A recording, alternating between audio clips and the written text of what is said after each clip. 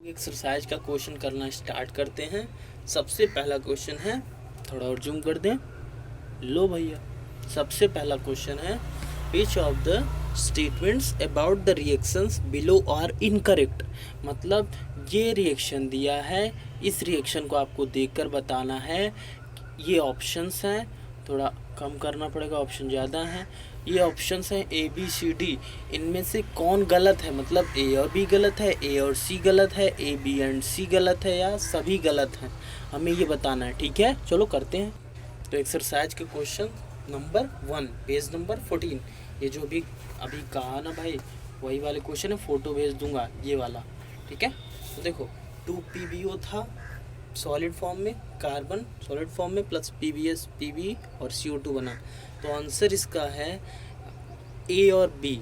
ठीक है, उसमें कह रहा था कि आपका lead is getting reduced, carbon dioxide getting oxidised, carbon is getting oxidised, lead oxide is getting reduced. मतलब इन चारों में कौन सही था? तो आंसर है ए और बी। अब ये है क्यों, मैं वो भी बता दे रहा हूँ।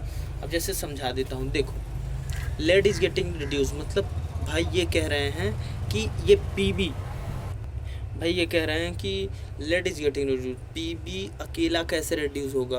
हाँ, पीबी थोड़ी रिड्यूस हो रहा है, पीबी और रिड्यूस हो रहा है, तो ये पहले गलत हो गया।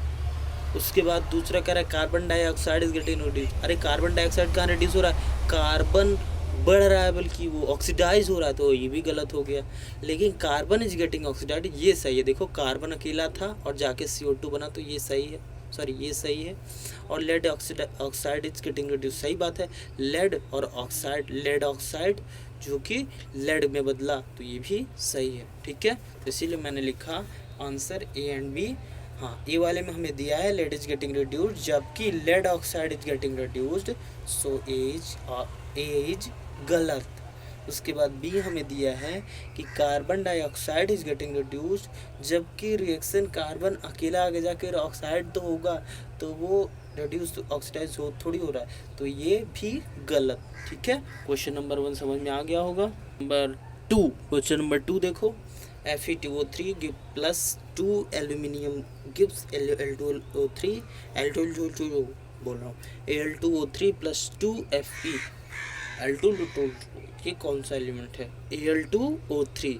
तो हमें बताना है ये रिएक्शन क्या है। चलो बताओ, ट्राई करो, सोचो, अभी बताया। देखो अच्छा, चलो बताता हूँ। FeOAl, AlO, Al भाई साहब घुस गया इसकी फैमिली में, तो ये क्या है? ये क्यूट सी, सुंदर सी, अच्छी सी लड़की थी। ये भाई दोस्त थे, इनको तोड़कर खुद दोस्ती कर ली और बेचारे को बाहर फेंक दी। मैंने किस में कहा? डिस्प्लेसमेंट में। कौन सी रिएक्शन है? डिस्प्लेसमेंट रिएक्शन है, याद है? तो हमारा ऑप्शन नंबर डी सही होगा। तो कौन सा ऑप्शन सही होगा? डी। तो चलो मैं इसको एक बार एक्सप्लेनेशन भी कर देता हूँ। तो Fe2O3 प्लस 2Al गिव्स ये, तो आंसर डी है displacement reaction. Only for understand, समझने के लिए, aluminium is more reactive than Fe from its oxide and we know earlier, हमें पहले से पता है, the chemical reaction is in which one of the element displace another is called displacement reaction, and here one time displacement is occurring, so only displacement reaction B। ठीक है, चलो अब हम चलते हैं क्वेश्चन नंबर 3 पर। कहाँ पर? क्वेश्चन नंबर 3 पर हमसे पूछा रहा what happen when dilute hydrochloric acid is added to iron filing. मतलब हम आयरन फिलिंग के साथ हाइड्रोक्लोरिक एसिड को ऐड करेंगे तो क्या होगा, हमें बताना है क्या होगा। इसको रिएक्शन के थ्रू समझो। देखो ये देखो, हमने हाइड्रोजन क्लोराइड को आयरन के साथ किया तो FeCl2 प्लस H2 बना। क्या बना? FeCl2 plus H2। एक्सप्लेनेशन देख लो। Chlorine form hydrogen chloride is displaced by the iron filling.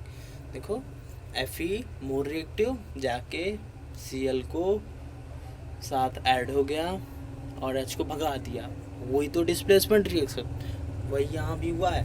तो हमसे पूछा गया था क्या होगा, तो यहाँ पर होगा हाइड्रोजन गैस। बड़ी गाड़ियाँ आ जा रही हैं, आज लॉकडाउन बंद है, लग रहा है खुल गया। Hydrogen gas and iron chloride are produced. देखो वही हुआ ना, hydrogen gas and iron chloride are produced. ठीक है, फोर्थ क्वेश्चन कह रहा है what is the balanced chemical equation, why should chemical equation be balanced, मतलब हमें बताना है बैलेंस्ड इक्वेशन क्या होता है और हम क्यों बैलेंस्ड इक्वेशन केमिकल की करते हैं। तो चलो सोल्यूशन देख लेते हैं। Balanced chemical equation is number of different atoms, मतलब पहले वाले का आंसर है कि बैलेंस्ड केमिकल इक्वेशन का मतलब ये होता है रिएक्टेंट और प्रोडक्ट का डिफरेंट एटम जो है वो एक दूसरे के सेम हो, और दूसरा balancing chemical equation is necessary for the reaction, balancing chemical equation is necessary for the reaction, then reaction must follow law of conservation of energy. तो जब कभी भी बैलेंसिंग केमिकल इक्वेशन होगा तो रिएक्शन क्या करोगी, must follow law of conservation of mass, ठीक है, तो हमारा फॉलो करेगी। क्वेश्चन नंबर 5 कह रहा है translate the following statement chemical equation balanced, मतलब हमें इसको बदलना है अपना सिंबॉलिक फॉर्म में, उसके बाद इसको बैलेंस भी करना है। कह रहा है hydrogen gas combines with nitrogen to form ammonia. तो देखो हाइड्रोजन है, नाइट्रोजन के साथ अमोनिया बना रहा है, तो इसको होगा H2 + N2 गिव्स NH3, इसको बैलेंस भी करना है ना।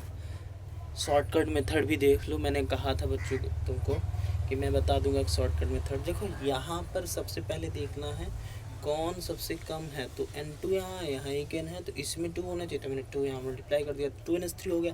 बट अब यहाँ तो 6H हो गया, N तो ठीक है, N2 यहाँ भी 2 यहाँ भी, बट यहाँ 2 है, यहाँ 6 हो गया। तो इस 6 को कंप्लीट करने के लिए यहाँ भी हमें 3 मल्टीप्लाई करना पड़ेगा, तो थर्ड स्टेज में 3H2 + N2 गिव्स 2NH3। ये फाइनल आंसर है, ये हमारा बैलेंस्ड रिएक्शन है। तो आपसे क्वेश्चन पूछा जाएगा तो आप केवल ये लिखना और फिर डायरेक्ट ये लिखना। ये स्टेप चाहो तो आप स्किप भी कर सकते हो, नहीं तो लिख भी सकते हो second step, first step, second step, final answer लिख सकते। लेकिन जब आप 1-2 करोगे तो हैबिट पड़ जाती है कि यहाँ 2 किए तो ये 2 हो गया, ठीक, और ये 6 तो यहाँ भी करती है, तो डायरेक्ट भी आंसर आ जाता है, ठीक है। अब इसी का बी पार्ट है, मतलब इसी क्वेश्चन का बी पार्ट है, देख लो।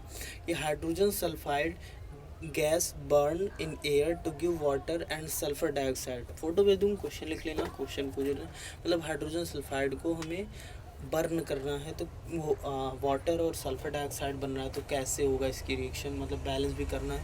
तो हमने H2 मतलब अनबैलेंस रिएक्शन है, H2S + O2 gives H2O + SO2। तो हमने देखा H2S + O2। अब देखो यहाँ पर हम सबसे आगे देखेंगे कि हमारा एक ऐसे यहाँ, तो हम देखेंगे कि एक यस यहाँ पर है, और यहाँ पर भी एक यस है।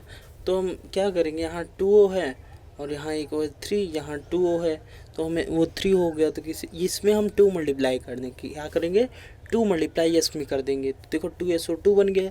लेकिन अब वो 2 4 और ये 1 5, लेकिन अब देखो यहाँ S2 हो गया ना 2 मल्टीप्लाई करने पर, जब S2 हो